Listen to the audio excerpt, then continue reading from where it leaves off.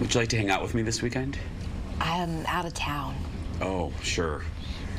I'm going to our home state. I'm going to Indiana. Are you? Yeah, I leave tonight. Hi, Hoosiers. Hi. She's coming. Run. They knew. They felt it. They felt it in their bones. Like you do a rain coming. In your hip. Oh, everybody in southern Indiana. Oh, my hip hurts. Exactly. Fallon must be coming back. That's right. Get ready, Indiana. Every day. Here we go. Let's make it a good day. Every day. We do it our own way. Sing it out every day. Yeah, let's make it a good day. Every day. Oh, no matter what they say. Oh, yeah. Now, here's Jason.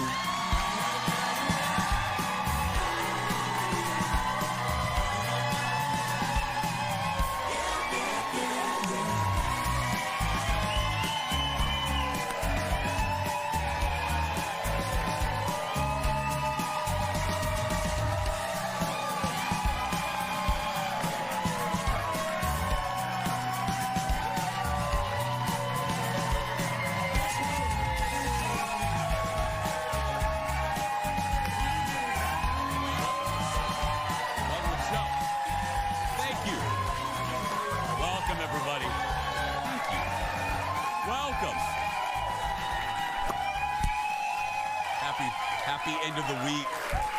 Thank you, everybody. Thank you. Welcome to the old show. I'm Jace. Look, if your weekend plans include a trip to the Cheesecake Factory, listen to this. Thank you, audience. The novel-like menu is about to get bigger. Oh, my God. This is not a joke. The chain announced it's adding 23 new dishes to the menu. And at the same time, they're only removing 13 old ones. Yeah. New selections include some new apps, some new entrees, a few cocktails. Okay. And get this, if you always thought the menu was big, you are not alone. Guess how many items the Cheesecake Factory menu has on average?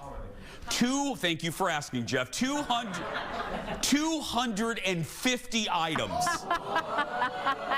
Crazy. Oh, please give it up for a woman that's tried all but 4 of those. It's Falen, everybody.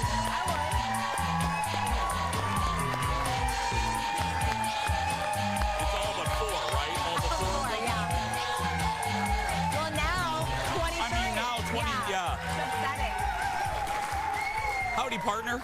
That's the most perfect tie for this set of all time. It matches perfectly. Every color. I didn't even, yeah. Yeah. I didn't even realize that until just about now. You blend right in. Well, thank you. How you doing? Good. How you? Well, you know, I'm just getting us in the mood for you to go back to Indiana. I know. I'm going back for my Mama's 90th birthday. Oh. Yep. Happy birthday, Mama. Yeah, that's what we call grandmas in the South in Indiana. We do. Yeah. Her name is Juanita, and she is amazing, and I love her, and she's the nicest human that ever existed. Mama Juanita? Mm-hmm. That's a perfect name. It is, yeah. I had a Mama Betty Sue. Uh-huh. Come on, man. Yep. I mean, Mama, and then Mama Tildy. I had her. Mm-hmm. Yeah, a lot of Mamas. I had Nina Jean on my dad's side. Nina Jean? Nina Jean. And my Mama's mom is Bertha. So lots of great classic names. Great names. Truly, yeah. I brought something for you. Oh. I did. Money. No. Oh, okay. No, not money. So I was at the grocery store yesterday. I thought, oh, you know, we do this from time to time. I thought, I see a new snack, and I'm like, Fallon and I like to snack on things, and we both like Harry Potter. Look at this, everybody. Yeah. Harry Potter Butterbeer Skinny Pop. Yeah. I know. Yeah. So I honestly haven't tried it, and if you don't know what Butterbeer is, they sell it at Universal Studios. I brought in a throwback photo. This is from when Colin and I first met. Oh my God. That's hot. I'm 14 in that photograph. Yeah. Also, hot tip, don't do what I did, which is chug a butterbeer and then go on one of those 3D rides. I almost projectiled everywhere. It's a very heavy, sweet drink. It's rough. I won't tell you what family member of mine actually did that. Yeah. But anyway, okay, ladies first. Okay. Put that in your little mouth hole there. I've been saying, you know, I hate that I have to take a break from snacking during this show. So this is great. Yeah. Tastes kind of like a caramel corn. Yeah. It's good. But it's low calorie, you know. I do like that. I know, I do like the skinny pop. Except I like the whole bag, so I don't know if that counts. Just a little bit of brown butter. I'm picking up some caramel notes. What am I, Ina Garten? What am I doing? Yeah. Shake it around the bag a little bit. Let me smell it like Leslie Miller with wine. I enjoy it. No, it's good. Yeah, it's good. Yeah. Yeah. Well, speaking of food, let's get started. Time for the hot dish. Roll it, Leo. Here we go.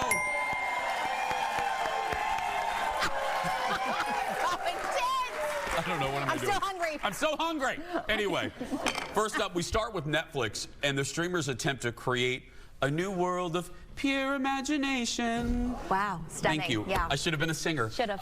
Netflix just announced a new reality competition show inspired by Charlie and the Chocolate Factory.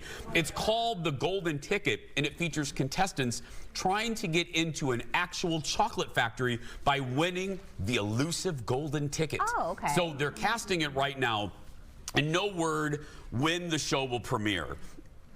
Probably not a good idea to eat popcorn right before I do a live television show. But I'm also like, so they find the gold. So is the whole show they're searching for a golden ticket? No, they're casting now. And then what I hope they're going to do, here's my wish. Netflix has like dumb money, like stupid money. Right. I mean, look at the Squid Game competition show. Oh, like that without death then? With this, yeah. Okay. I mean, if one or two people fall in the too chocolate far. river, I'm good. Too far. But yeah, but my feeling is, and I think they're going to do this, if you're going to do this, Netflix, make sure that set looks fantastic. Don't give us like someone in front of a green screen with a chocolate bar. You know what I mean? I want the set to look like a real chocolate factory. Remember the Willy Wonka The Glasgow, yeah. the experience in the UK Yes, or whatever? I don't want that. They better build an entire chocolate factory. Yeah. Victoria, go ahead and bring that water because I might choke and die if I don't drink it. Yeah. Go ahead. There we go. Cheers, everybody. The Willy Wonka experience. But no, I would watch this. We should apply. We should apply to be contestants, me and you. Yeah. I don't know if Fox would let us, but when have we ever listened to the rules? Yeah, I was going to say, I don't have a lot of PTO. I don't know how that's going to work out for me. We'll figure out. Okay.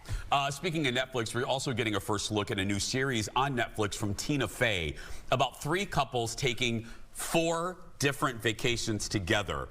This is based on something I'll tell you about in a minute. It's called The 4 Seasons. Where should we go for our next trip? I want to go someplace warm. Vacation has officially started. I hate this place. You want to get a drink? What happened to Dry Fall? Dry fall. It is rare to find your soulmate, and yet somehow all 6 of us have done it. Nicely said, honey. My mattress smells like a cold sidewalk. I feel strongly about this. I'm gonna kill you. What are we whispering about? This is gonna be so special. I win! We need a paddle! On my hat! Oh, no, your identity! Yeah, we can... Nope. Did you have sex in their house? Who does that? I mean, look at that cast. Tina Fey wrote and stars in the show with Steve Carell, Coleman Domingo. It premieres May 1st. Now, for you youngins out there, this is based off of a 1981 movie directed, written by Alan Alda from MASH, you know, the great Alan Alda, and Carol Burnett was in that movie. And, you know, Tina was on Amy Poehler's podcast, which we're loving, by the way. Hi, Amy Poehler. And she said, look, she's not sure how people are going to receive this. She goes, it's not a yucca comedy. The comedy comes subtly, and I thought, well, that's all right. That's Right. We like that. I think people are used to, though, like movies that she and Amy Poehler have done together where it is a lot of, like, over-the-top comedy. This ain't so going to maybe be that's why. Bridesmaids. It's going to be subtle humor. Yeah, I didn't get that from the preview, that it was going to be like, No. There'll be funny moments. I'm good with it. I thought it looked good. Next in the dish, Disney. Hi, Mickey. Disney looks to the future. The company held its annual big meeting with investors Thursday. But forget about that. We don't care. But we do care about some of the announcements that came from it. First, work is underway on a sequel. Yes, to the Oscar-winning Coco. That movie, yeah. That movie followed a young boy who dreamed of becoming a musician. The entire original team will be back, and that's expected in 2029. I hope I'm still alive. Anyway, yeah. That movie makes me cry every time. It is so good. It has moved up. I think it's my favorite Pixar now. Okay. Yeah. I could see it being my favorite Pixar. Yeah, my mom loves it. Hi, Dar. Next up, Disney theme parks. CEO and my boyfriend, Bob Iger, says more projects are underway now compared to any other time in Disney parks history. New features are going to include the largest expansion of the Magic Kingdom ever in Orlando, a new Tropical America's Land at Animal Kingdom, also at Disney World in Orlando, and internationally speaking, the first Lion King land at Disneyland Paris. This comes as Universal is nipping on their heels because they're opening their their fourth park. Sort of. It's third and a half. Their fourth park, Epic Universe, in Orlando in May. So Disney's feeling the pressure. They're going to need some type of transit across that park if they're expanding Magic Kingdom even more because my feet, even in the Hokas, I mean, know. they are Why do you think I avoid Magic Kingdom the most when I'm there? It's spread out, but also when I went to Disneyland Paris, it was interesting because it was I would describe it way less magical than Disney here. Like when you walk down Main Street USA here, there are like bubbles and balloons and all, and it was just not like that. But they were they had been owned by a different company for a while and then switched over, and they were finding their way. So I hope things like the Lion King help them. It was very cool though. Their castle was different. They have like the Sleeping Beauty one. So you go under the castle, there's a dragon underneath, which is cool. I love that castle though. Yeah, it is it's beautiful. The stained glass is gorgeous. And they really focused on like the Alice in Wonderland. That's like a huge part of it, which is interesting. So I think it'll be good for them to add some new things to it. They're adding a Villains Land in Magic Kingdom and a Cars Land at Magic Kingdom. Yeah, and then a Monsters Inc. land at Hollywood Studios. I'm glad they're doing the Villains Land too, because I feel like at Halloween they'll do like the Villains Parade and stuff, but you don't get as much villain interaction. Yeah, everyone wants them to build another park to compete. They're like, no, we're not going to build another park. We're going to focus on making the parks we already have better. Good. Speaking of Disney, my review of Snow White in a little bit. Stay right there. More Dish after this break.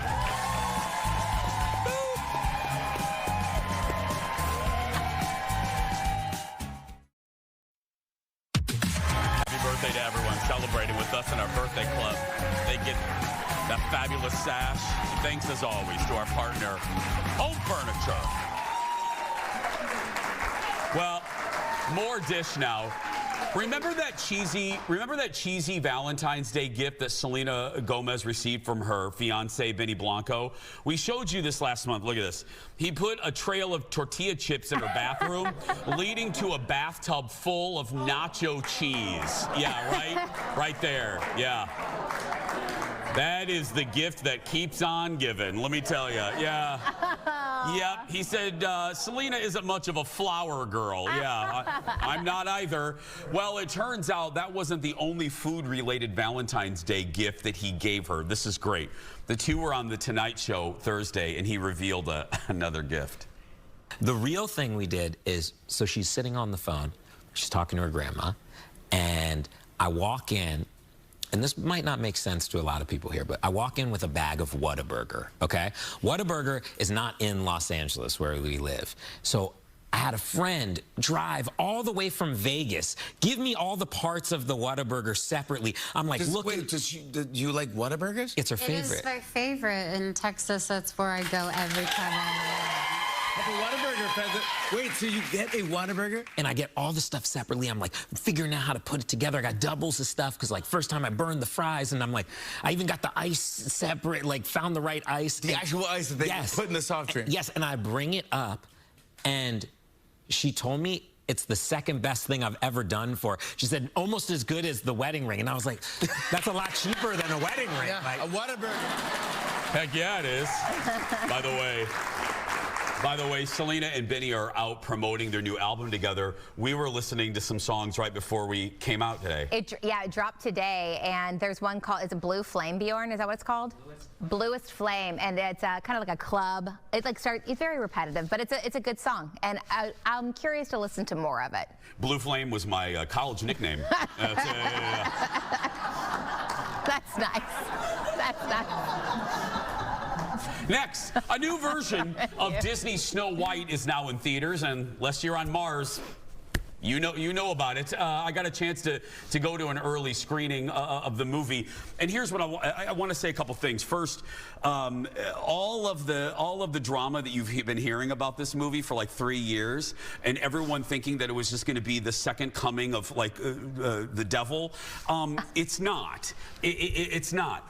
Let me also tell you where I'm coming from. I don't like, as much as I love Disney, I don't like all of the live action remakes. Dumbo was completely unnecessary. Oh God, that was horrible. But I like some of them. I think the creme de la creme is Cinderella. I think Kenneth Branagh directing that was fantastic. Is this as good as Cinderella? No. Is it as horrible as all the haters want you to think that it is? No. I'm giving it like 2.9 stars, almost a 3. Here's the deal. This story by itself, if you go back and you watch the original, and I went back yesterday and actually watched a little bit of the 1937 original, the story is as flimsy as a piece of wax paper. There's not much there. There's not much there, and that's why I'm getting a really big chuckle from all of the pop culture police officers looking for deeper meaning in this story. This is not a Ken Burns documentary. If you're looking for a feminist manifesto, this isn't it. This is a movie about singing, many medieval creatures singing about work-life balance. This is, this is a movie about a princess who gets kissed back to life by a dude she barely knows. This isn't supposed to be anything more than it is. Having said that, though, the live action, to its credit, actually fleshes out the story a little bit more. Let's talk about some positives. That woman right there, for all the hate that Rachel Zegler is getting about her personal statements and what she does and if she gets along with Gal Gadot, I'm able to forget all of that because you know why? She's actually a kick-ass Snow White. She's immensely talented, and she's the best thing about this movie. The second best thing about this movie is the music. I know people have been hating on the music. Oh, it's so paint by numbers. It's not great. It's not. You know what? Here's how I can tell, and I've seen all of these movies hundreds of times.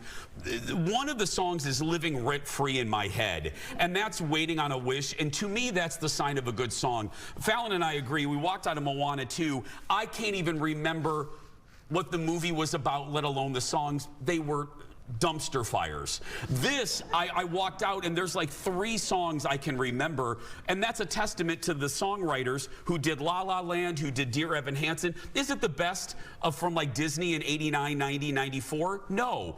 But it's pretty good. Right. The worst things about this movie, sadly, Gal Gadot's acting, ooh. Executive producer Jeff could have been a better evil queen. You know what I mean?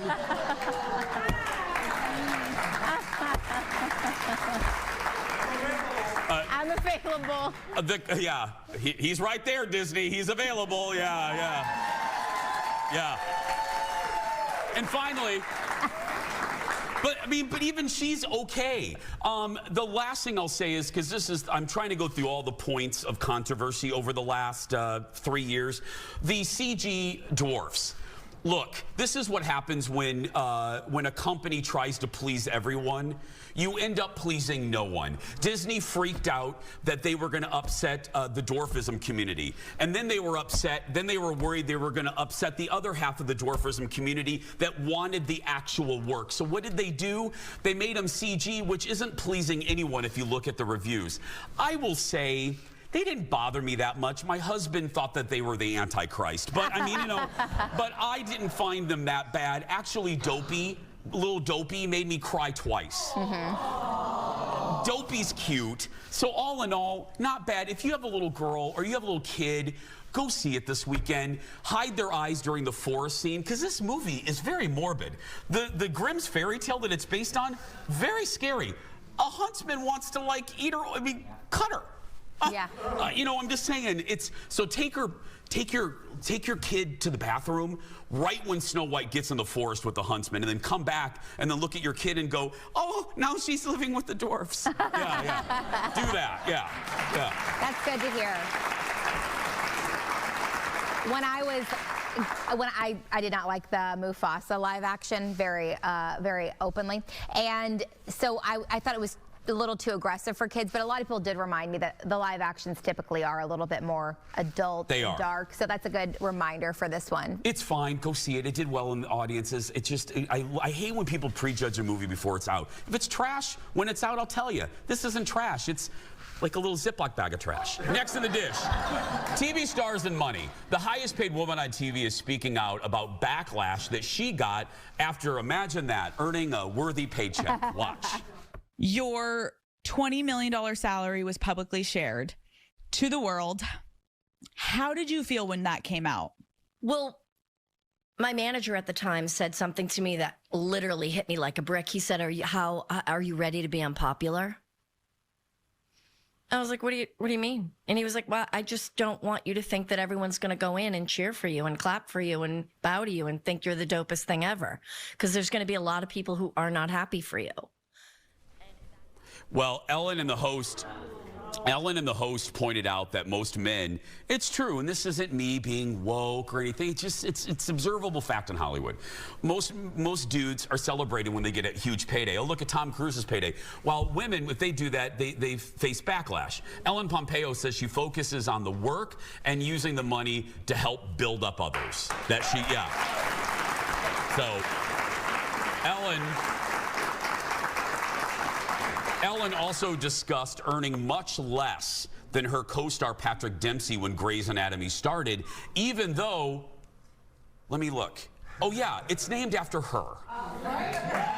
He had done like 13 pilots before me. Right, that was my first pilot I had ever done. And back in those days, you know, I don't know if they still do this or not.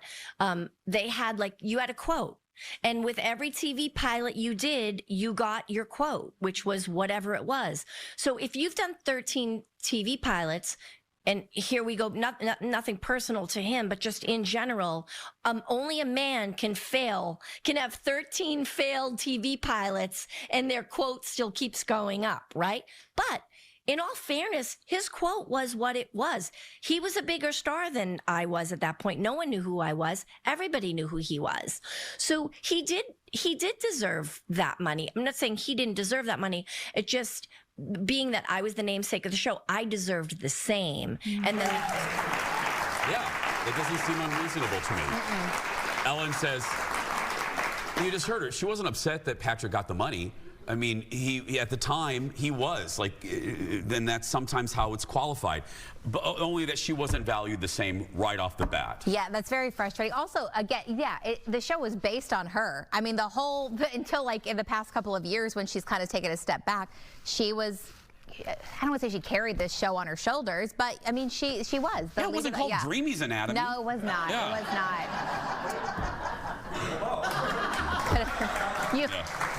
It's the original name of this show. Yeah. You can hear the whole interview on the Call Her Daddy podcast. I will say, she's a great interviewer. Absolutely. She really is a really good, and I love that. I love when you're a good broadcaster she's really good. She is. We just talked about this on the radio show the other day, like what's the worst TV death in history? And a lot of people said Derek from Grey's Anatomy, but a lot of people, I piped in on that one I always thought it was Denny from Grey's Anatomy, but she commented, which other people did, it was George from Grey. That was her hardest death on the show. On that interview, she talked about that. Spoiler alert. Anyway, yeah. We'll be right back. Back in a moment, everybody. That's the dish. It is truly a family business. Coming up in just a little bit, what's better than one comedian? Two. The Sklar brothers are here.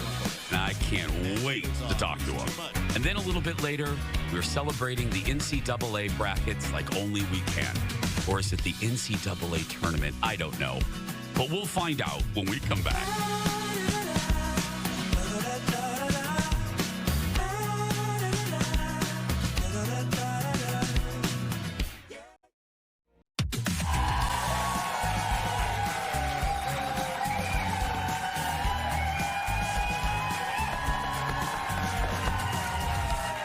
Welcome back.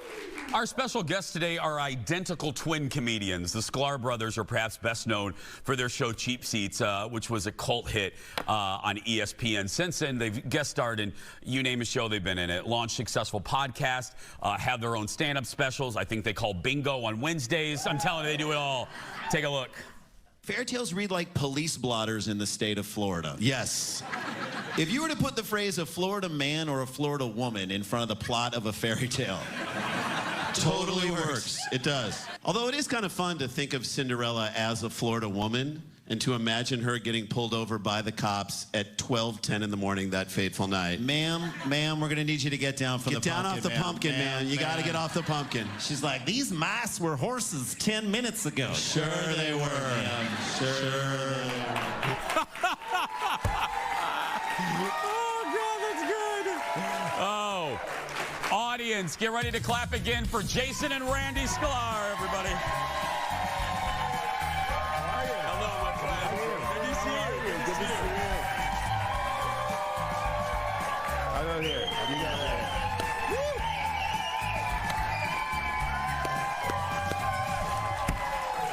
Hi, guys. How are you? I'm well. How are you guys? Great to be here. I heard you were, and you guys have been, there's Conan, you've been on every talk show. I heard you were a little impressed with our coffee setup upstairs. Oh, we went into someone's office and made the greatest coffee. I think there's cocaine in it. We might be on cocaine right now. I'm flying. Jay and I have spent the better part of the last half an hour reading the cliff notes of the new Cheesecake Factory menu. Yeah. I got it on tape. I got the book on tape. Yeah, Morgan Freeman narrates it. It's amazing. It's amazing. It's a quality coffee setup up there, isn't it? Oh my God. Whoever's office that is, and I did steal some pencils and a calculator. It's fine. It's our executive producer, no lie, our photographer. Which would you like to see the best picture you've ever seen? Yes. Like I know Seth Meyers keeps mugs of affiliates on his desk. Right. Rosie had the koosh ball. Right. Oh my God. That is our photographer Eric's high school photo with his cockapoo. That's it, yeah. Can you show that? I say this with all respect to the show, but I was like, is that your executive producer? I didn't know. Right? There he is. Well, I like that. There are days. I like that you can say the word cockapoo, but you can't break it apart. You can say the whole word. Run it. You say it together, but not each piece. The fox is ready just to clip right there on the button. Yeah. We're good. There it goes. How's life, guys? How you guys doing? Fantastic. We are so great. I said there's a picture of us up on the wall. We hosted the VES Awards with, we got to meet Keanu Reeves, which was like insane. So cool. Point Break. So cool. He's so zenned out right now. He's like a zenned out 6-year-old. It's like so quiet. I thought like if we were going to like talk to him and he would break in half, but he was like amazing. So we're like, we have this dumb idea for a bit that we'd love to do with him, and they're like, we pitched it to him right before we went on stage with him, and he was like, all right. He was so game for everything.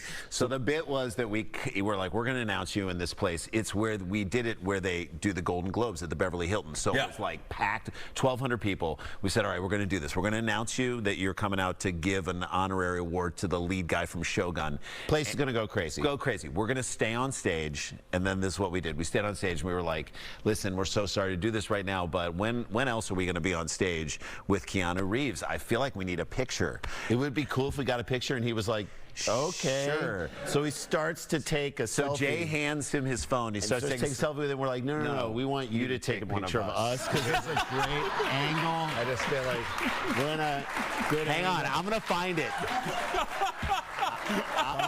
And he did. Did he? And then we're like, do it in portrait. Do it in landscape. We're like ordering him around like he's our aunt. We're like, you're doing it wrong. Your fingers on the man. And he did it? He did it, and then he took a selfie with us. Find it, Randy. I will find it. It's such a fun. All right, so hold on. Let me see. I mean, wait, hold on. I'll find the picture. Hang on. It's fine. It's fine. This is great TV. I got to say, you guys, look at you cleaning up well with the tuxedos. Not bad. Look at that. Here, let me. Hey, Leo. So this Fake is camera. the picture that Keanu took of us. I'm right like, there. he is so talented. He can be like a director of photography. He is a good photographer. That's Look a at good that. picture.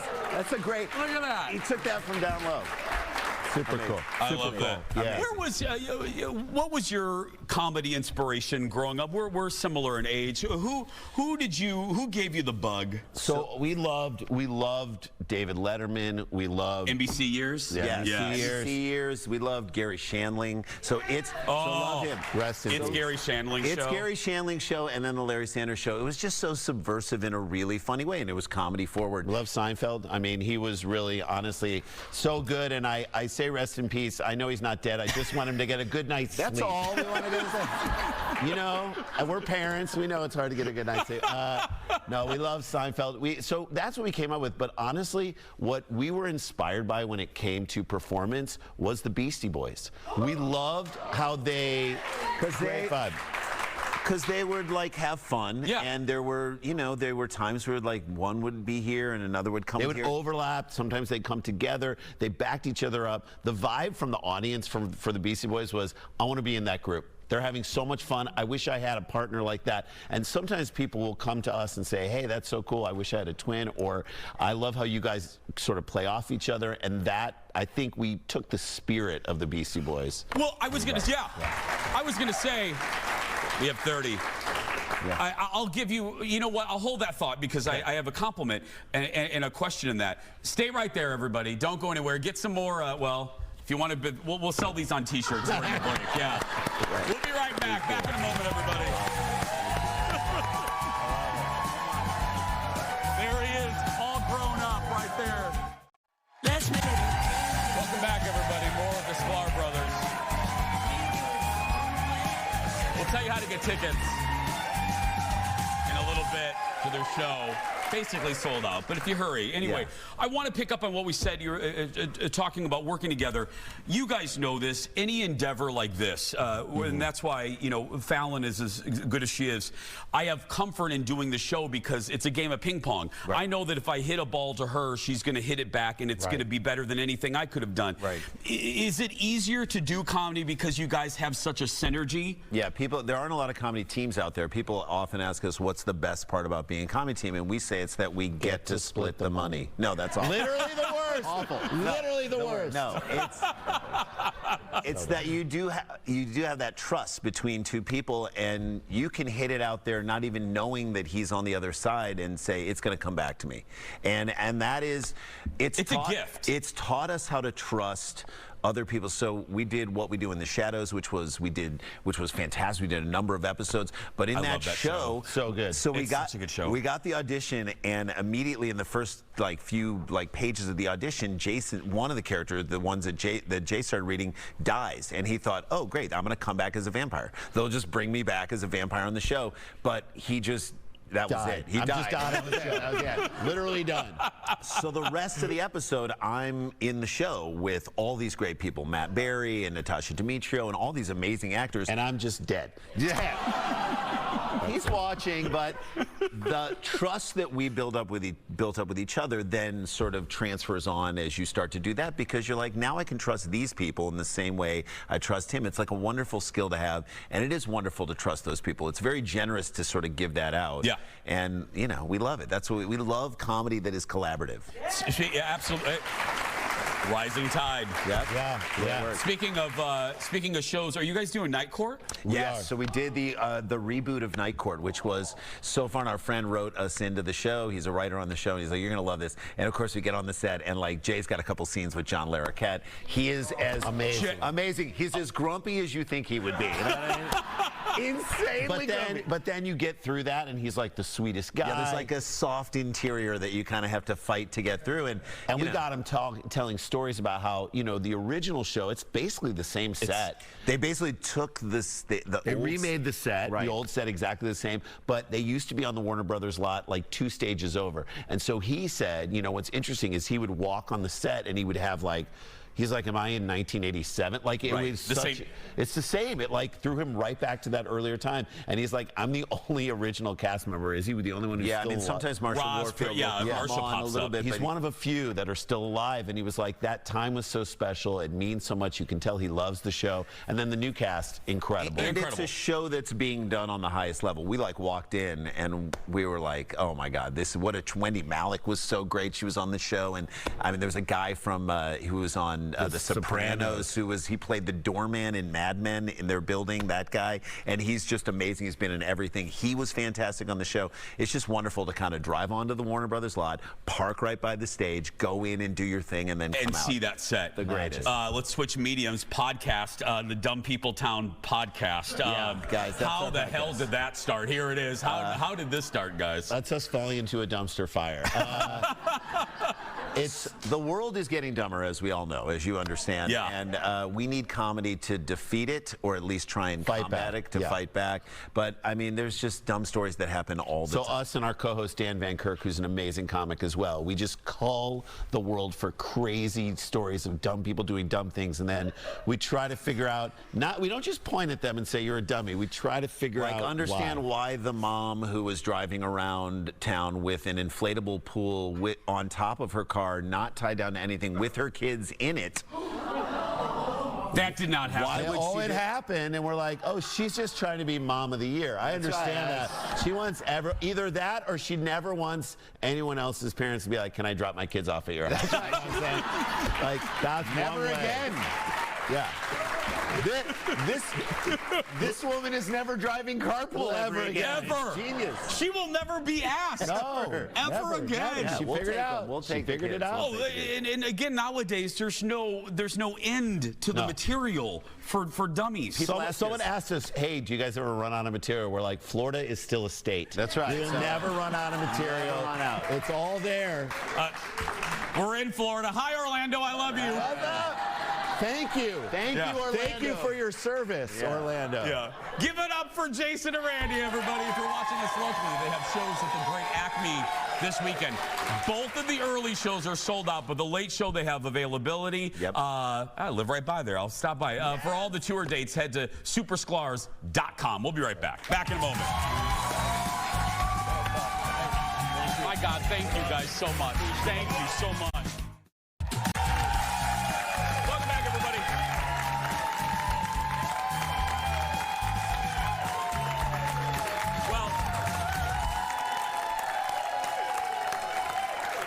Okay, Fallon and I are so excited because the madness is back. That's right.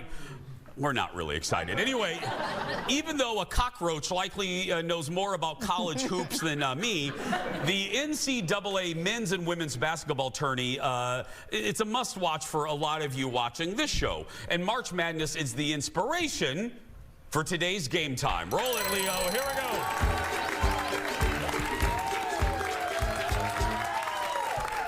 Today's game is called Name the Mascots. There we go. That's right. We don't spend a lot of time thinking up names around here. The Jason Show producers created an inventive list of the most interesting mascots, real mascots, from teams in the tourney. And the two biggest sports fans, Fallon and I, will have to name the team, okay? Are you ready? Well, I confirmed, so it's all basketball, and he's like, yeah. I don't know. I don't know. Tony the Tiger. I don't know. No, not that. That's not real. Okay. Is that real? No, okay, yeah, okay. That's not one of them, though. Okay, Fallon, let's look at the monitor. Director Leo, put up the first one. Okay, he has like, I'm a mermaid, but I'm Poseidon. That's the Pennsylvania Poseidons. No? Let's see. The Tritons, UC San Diego. Good guess. That's real? Oh, looks like Ariel. That's like Ariel's dad. Yeah, I like that. Okay. Okay, Director Leo, let's put up the next one. Okay. There's an SJ, so San Jose Cardinals. Okay, I'll go with, that's a Broy Cardinal. Let's see. Okay, Fallon, let's look. St. John's Red Storm University. Got it right. We weren't even. Was it a cardinal though? Well, what the hell does that have to do with a storm? That is deceiving. That is horrible. That's real? I'm not. Yeah. We're mad at Jeff. I know. Like he designed Okay, them. Leo, put up the next one. Okay, it's giving goat. It's giving llama. What is that animal? Aardvark. It's an A. Atlanta. Asheville. No. Arkansas. That's an Arkansas gazelle. Yes, Arkansas gazelle. Arkansas gazelle. Akron zip. The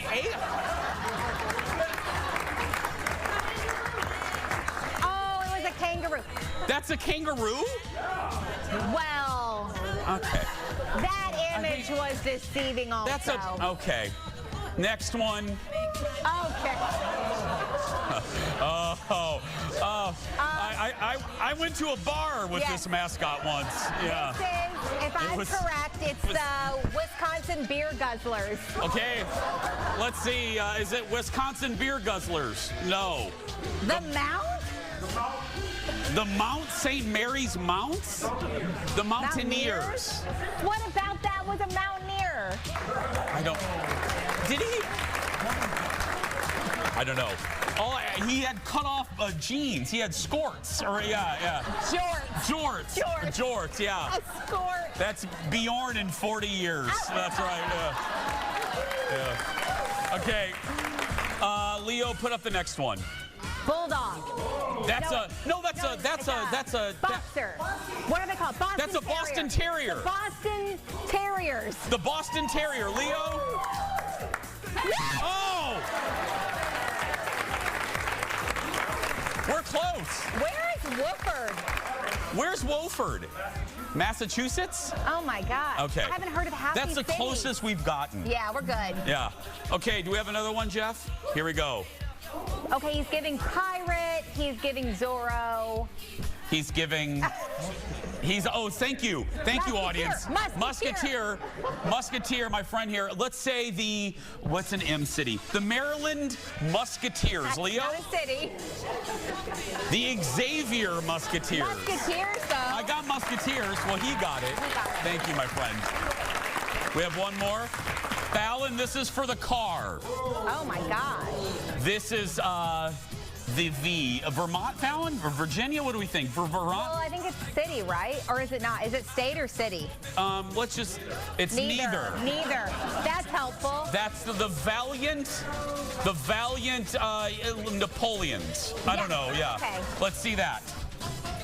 Very close. Vanderbilt. Commodores. All right. There we go. No. The only Commodores I know sang Brick House. That's the only Commodore, so. And if the folks from Fox Sports are watching, we're available. We'll be right back, everybody. Back in a moment. Hire us.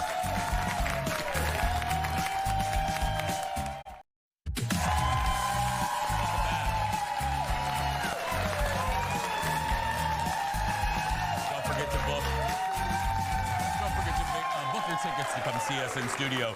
Tickets are completely free. Head to eventbrite.com and search The Jason Show. Pick a date at the bottom. Join the fun. It's really easy. That app makes it really easy to book your tickets. You're in at 9:30 Central and you're out around 11:15 unless I really like you, and then I take you home. We'll be right back. Back in a moment, everybody. Back in a moment.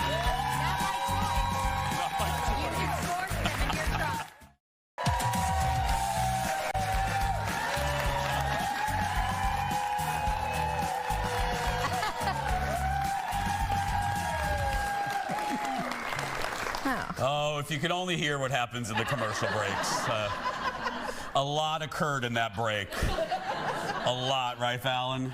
Yeah, there's now someone who's peeing on the floor. Right here, yeah. We have to. But Erin claims it's not her.